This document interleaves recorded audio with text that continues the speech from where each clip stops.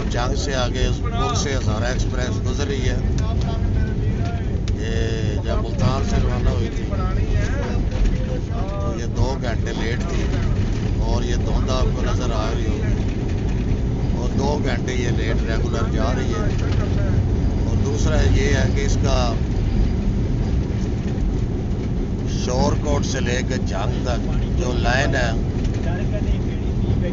Track जिसको कहते हैं रेलवे में, इसकी लहर खस्ता हाल है। कोई इसमें कई जगह पर पटरियाँ नहीं हैं। गोला जो रेल लाइन का है, यहाँ पर जगह जगह पर स्पीड 25-30 किलोमीटर की स्पीड पे ये कराची से आने वाली हज़ारा एक्सप्रेस ये चल रही है। ये अब जंग से आगे भी शाहीनाबाद तक 145 किलोमीटर बनता है ये शोरकोट से शाहीनाबाद। ये देख रहे होंगे कि इसकी हालत, ये इसकी स्पीड यही है 30-35। ये पाकिस्तान की रेल का जो सफ़र है ये सबसे सस्ता और सेफ्टी का ये सफ़र होता है। लेकिन पाकिस्तान के रेलवे की जो हालत है इसका अभी तक ट्रैक भी नहीं बता सके और इंजन की हालत भी ऐसी है और ना इन्होंने कोई पिछले 30 साल से कोई नई बोगियाँ ली हैं। वही पुराने इंजन, वही पुरानी बोगियाँ, ना ही ये जब से अंग्रेज़ के दौर से ये ट्रैक बने हैं, ख़ास तौर पर ये जो ब्रांच लाइनें हैं ये दोबारा बनाई ही नहीं गई।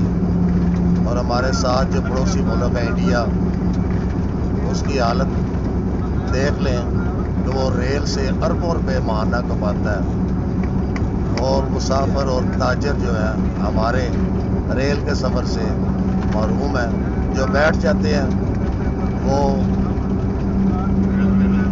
आपके सामने ही है कि जो ट्रेनें जितनी लेट आती हैं इसके कई इशू है। बोगियाँ ना होने की वजह, इंजन की खस्ता हाली, ट्रैक की खस्ता हाली। ये अब भी 30 किलोमीटर की स्पीड से चल रही है। कम अज़ कम 100 किलोमीटर हो गया यही स्पीड इसकी जा रही है। और ये है हज़ारा एक्सप्रेस की सूरत हाल। ये एक्सप्रेस ट्रेन है, अंदाज़ा लगाया जो हज़ारा से कराची जाती है और कराची से हज़ारा, इसकी ये सूरत हाल।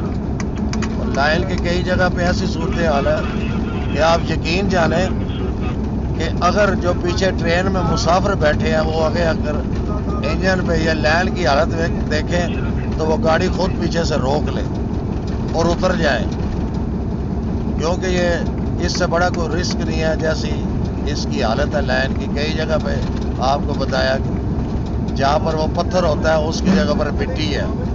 नीचे कई जगह पर पटड़ी जो होती है जिसके लाइन होती है वो कई जगह पर वो भी 10-10, 12-12 वो जो पटड़ी है कई जगह पे है ही नहीं है। ये अल्लाह तो कली ट्रेन है। ये सोचना चाहिए घूमते वक्त, और रेलवे को जो बर्बाद कर रहे हैं जो माफिया, उस माफिया को का नोटिस लेना चाहिए वज़ीर आज़म पाकिस्तान का। अगर कोई चाइना के साथ सी पैक का अगर मुआहदा है तो वो फिलफौर शुरू करना चाहिए कि आपकी जो रेल का पहिया है वो चले, जिसमें पाकिस्तान का भी पहिया चले और अरबों रुपये पाकिस्तान भी हमारे हमसाये मुल्क इंडिया की तरह इस रेल से कमा सकता है। मिलते हैं आगे भी आपको बताते हैं।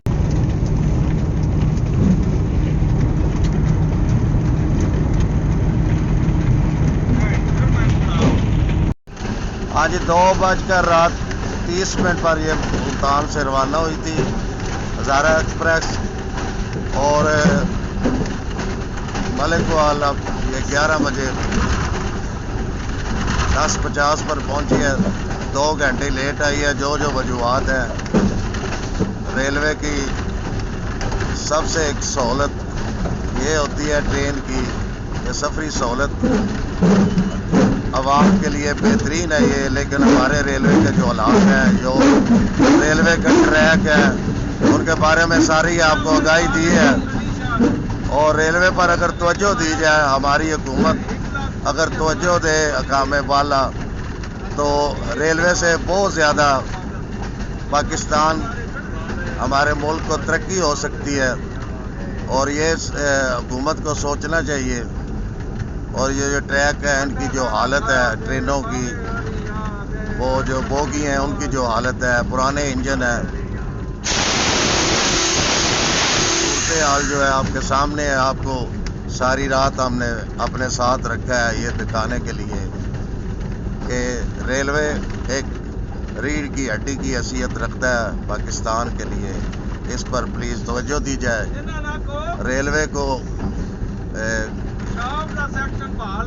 और कई ऐसे सेक्शन है, जैसे मलिक वाले तीसरे नंबर का बड़ा जंक्शन है, यहाँ से कुशाब ट्रेन जाती थी वो भी बंद हो गई है। वहाँ पर सड़क भी नहीं जाती, वहाँ से भी रेलवे की काफ़ी बंद। इसी तरह काफ़ी और ऐसे ट्रैक हैं जो बंद कर दिए गए हैं, ट्रेनें वहाँ पर बंद कर दी गई हैं। तो अब हम मलिक वाल इन हो गए हैं जी। सारी रात का सफ़र आपके साथ हमने अपना जारी रखा है। अब मलिक वाल पहुँच गए हैं। मलिक वाल रेलवे स्टेशन आपके सामने आपको नज़र आ रहा होगा।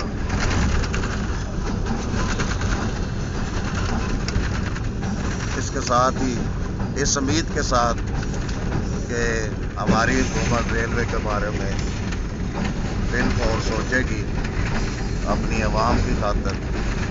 ये जो सफरी रेलवे की एक बेहतरीन सहूलत है, ये आवाम को जल्द अज जल्द एक अच्छे तरीके से मुयस्सर की जाएगी।